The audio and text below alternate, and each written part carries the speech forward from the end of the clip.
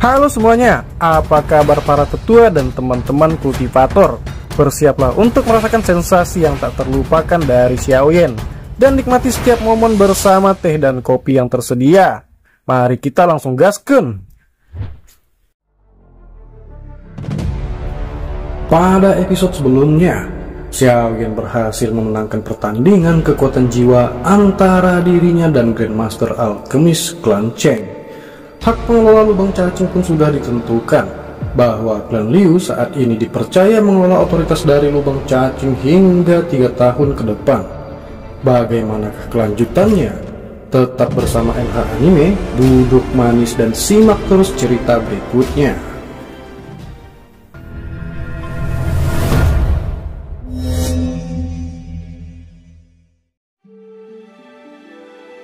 Penatua Qihua tersenyum dan melambaikan tangannya. Matanya tertuju pada Xiaoyan di samping Liu Qing. Dia dengan cepat melangkah maju, menangkupkan tangannya dan tersenyum sambil berkata dengan sangat sopan. Dia berkata bahwa bolehkah dirinya menanyakan tentang nama teman muda ini. Xiaoyan tersenyum dan menangkupkan tangannya ke arah Penatua Qihua. Kemudian dia berkata bahwa namanya adalah Yan Xiao. Penatua Qihua tertawa, kemudian dia berkata bahwa teman muda Yan Xiao sudah memiliki prestasi seperti itu di usianya. Ini benar-benar luar biasa. Bolehkah dirinya tahu orang hebat mana yang merupakan guru Yan Xiao? Terlepas dari betapa luar biasanya bakat Xiaoyan, tidak mungkin dia mencapai tahap seperti itu jika tidak ada yang membimbingnya. Xiaoyan tertawa dan menyingkirkan pertanyaan ini tanpa membuatnya jelas. Dia berkata bahwa dia hanyalah seorang petapa gunung dan tidak bisa dianggap sebagai orang yang hebat. Mata Penatua Qihua beralih ke Liu Qing saat dia berbicara dengan senyum ramah. Dia berkata bahwa lubang cacing di kota Tianhuang akan dikelola oleh klan Liu selama 3 tahun mulai hari ini. Yang perlu Anda lakukan hanyalah mengirimkan upeti ke lembah api terbakar tepat waktu setiap tahun. Liu Qing tersenyum dan mengangguk. Dia secara alami sadar bahwa alasan Penatua Qihua bersikap sopan padanya adalah karena Xiaoyan. Kemudian matanya menatap Xiaoyan. Misinya adalah menemukan alkemis tingkat tinggi. Sekarang Xiaoyan telah mengalahkan Zheng Xiu. Dia akan berakhir dengan tragedi jika Xiaoyan tidak mengikutinya ke lembah api terbakar. Dia berkata bahwa sudah ada hasil tentang siapa yang akan mengelola lubang cacing. Saat ini bolehkah dirinya tahu apakah Xiaoyan punya waktu untuk menemani dirinya ke lembah api terbakar? Penatua Qihua menggosok tangannya dan tersenyum saat dia mengajukan pertanyaan kepada Xiaoyan. Xiaoyan merenung sejenak saat mendengar ini. Dia cukup tertarik dengan lembah api terbakar. Tentu saja, minatnya berasal dari 3 perubahan api langit misterius dan yang disebut 9 naga api petir. Meskipun Xiaoyan kurang lebih mengesampingkan pikirnya tentang nyala api, dia akan bisa mendapatkan pemahaman yang lebih besar tentang api surgawi jika dia bisa melihatnya. Xiaoyan akhirnya bertanya setelah berpikir sejenak. Dia berkata bahwa bolehkah dirinya tahu mengapa lembah api terbakar mencari alkemis tingkat tinggi.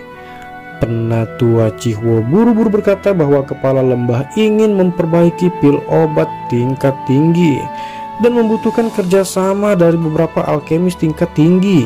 Kemudian dia lanjut berkata bahwa masalah ini tidak akan sulit. Lembah api terbakar akan memberi Xiaoyan imbalan besar setelah Xiaoyan berhasil. Xiaoyan menyipitkan matanya.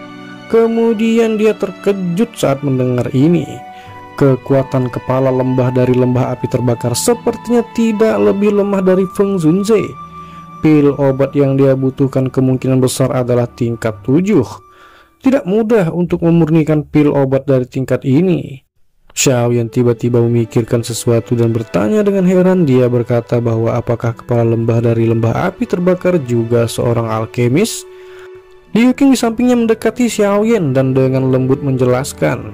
Dia memandang Xiaoyan ketika dia berkata bahwa kepala lembah dari lembah api terbakar bukanlah seorang alkemis. Meskipun dia sangat tertarik pada alkemis, dia tidak dapat menjadi alkemis karena dia tidak memenuhi semua persyaratan. Namun dia juga orang dengan kemampuan luar biasa. Dengan kemampuannya untuk mengendalikan api, dia mampu mengendalikan api surgawi untuk memperbaiki beberapa pil. Namun kadar pil ini tidak terlalu tinggi. Jika dia ingin memperbaiki pil obat tingkat tinggi, dia akan membutuhkan alkemis lain untuk membantunya. Xiaoyan tanpa sadar terkejut saat mendengar kata-kata ini. Dia segera mendecakkan lidahnya. Seseorang yang bukan seorang alkemis bisa memurnikan pil obat. Kepala lembah dari lembah api terbakar ini benar-benar luar biasa. Xiaoyan bergumam di dalam hatinya. Dia berkata bahwa sepertinya api surgawi yang diandalkan oleh kepala lembah api dari lembah api yang terbakar adalah 9 naga api petir. Saat ini masih ada periode waktu sampai kompetisi pil dilaksanakan. Mungkin dirinya bisa mengambil kesempatan ini, pergi ke lembah api terbakar untuk mendapatkan 2 perubahan tersisa dari 3 perubahan api langit misterius. 3 perubahan api langit misterius sangat penting baginya. Jika dia bertemu dengan seorang ahli seperti Fei Tian di masa depan, dia akan bisa melawannya secara langsung. Bagian dalam wilayah pil dipenuhi oleh para ahli. Oleh karena itu, Xiaoyan perlu mencoba yang terbaik untuk meningkatkan kekuatannya. Xiaoyan mengambil keputusan di dalam hatinya sebelum berbicara dengan penatua Chihuo sambil tersenyum. Dia berkata bahwa karena Xiaoyan sudah campur tangan, Xiaoyan secara alami tidak akan mundur. Penatua Chihuo menghela nafas lega setelah dia mendengar ini. Senyum di wajahnya yang terlihat tua juga meningkat. Dengan lambaian tangannya, seekor burung besar yang tertutup api terbang dari luar tanah terbuka. Dia menangkupkan tangannya ke arah Xiaoyan saat dia tersenyum dan berkata bahwa kalau begitu permasalahannya, dirinya yang dulu akan menunggu Xiaoyan di atas. Tubuh penatua Chihuo bangkit dan segera mendarat di punggung burung besar itu setelah suaranya terdengar. Lin Yan mengerutkan keningnya. Dia sadar bahwa Xiaoyan memiliki 3 perubahan api langit misterius. Jika ini ditemukan oleh lembah api terbakar, kemungkinan akan menghasilkan beberapa masalah. Matanya melihat penatua Chihuo melompat ke belakang burung besar itu ketika dia berkata bahwa apakah Xiaoyan benar-benar berencana untuk pergi ke lembah api terbakar. Xiaoyan mengangguk. Seseorang tidak bisa mendapatkan apa-apa jika tidak mengambil resiko. Selain itu, lembah api terbakar adalah orang yang membutuhkan bantuannya kali ini.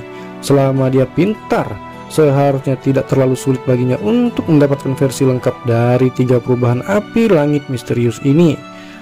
Liu Qing tersenyum kepada Xiaoyan. Kemudian dia berkata kepada Xiaoyan, dirinya telah mendengar cukup banyak alkemis yang diundang ke lembah api terbakar kali ini. Semuanya memiliki beberapa keterampilan.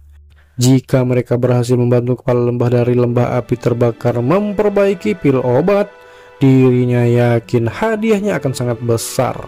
Dengan reputasi lembah api terbakar, mereka tidak akan melakukan sesuatu yang buruk kepada siapapun. Xiaoyan tersenyum.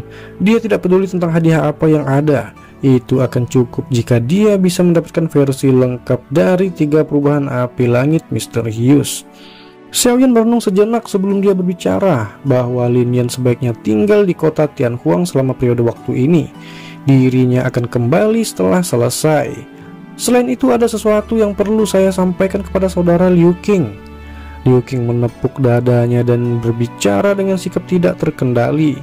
Dia berkata bahwa Xiaoyan bisa memberitahunya jika ada sesuatu. Dirinya bahkan tidak akan mengerutkan dahi selama bisa melakukannya. Xiaoyan perlahan berkata bahwa dirinya ingin Liu Qing membantunya saat menyelidiki informasi apa yang berkaitan dengan seorang wanita bernama Dokter Peri Kecil di wilayah tengah selama periode waktu ini. Selain itu, dia juga ingin Liu Qing membantunya untuk menyelidiki sebuah klan. Xiaoyan tidak tahu bagaimana keadaan Dokter Peri Kecil setelah berpisah untuk waktu yang lama. Oleh karena itu, Xiaoyan perlu mendapatkan berita secepat mungkin. Klan Liu telah berada di wilayah tengah untuk waktu yang lama.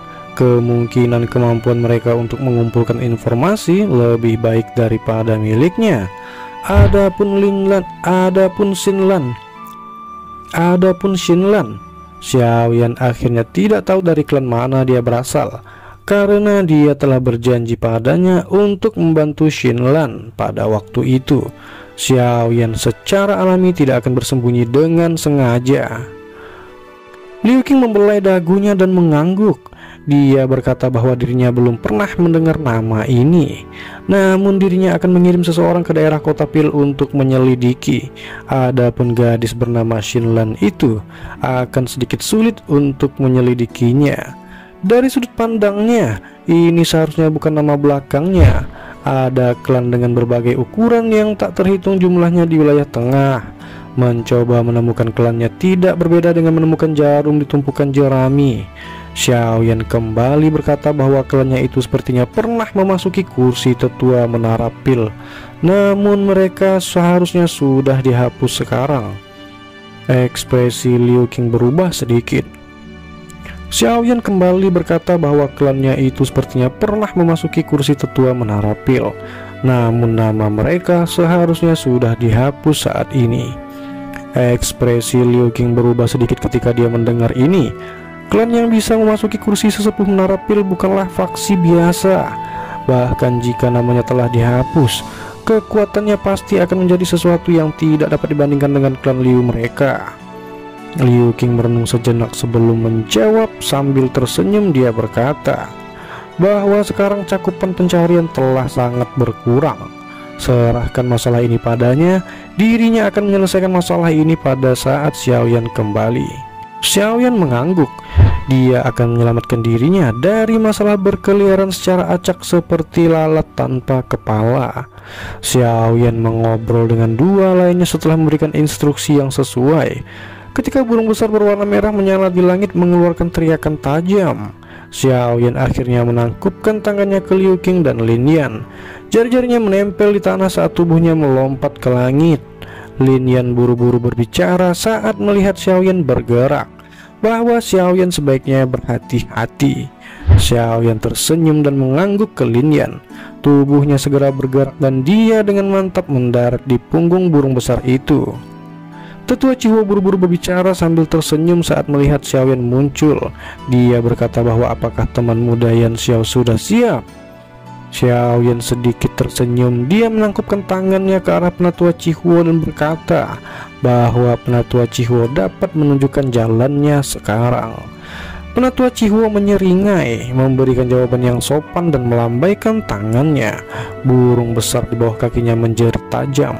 Ia mengepakkan sayapnya yang sangat besar saat terbang dengan cepat menuju langit utara. Di depan banyak tatapan iri sambil membawa angin liar yang panas. Dan disitulah akhir dari petualangan kita hari ini. Tapi jangan khawatir, cerita ini masih jauh dari selesai. Tetaplah bersama MH Anime untuk melanjutkan petualangan seru Xiaoyan berikutnya. Siap-siap untuk kejutan-kejutan menarik yang akan membuat para tetua dan teman-teman kultivator terus ingin tahu. Terima kasih.